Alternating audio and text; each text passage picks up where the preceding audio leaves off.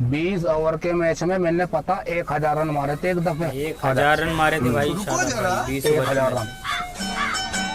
भाई साहब मैं अपने टाइम का भी खिलाड़ी रहा हूँ, तो भाई मुझे भी क्रिकेट खिला लो आप।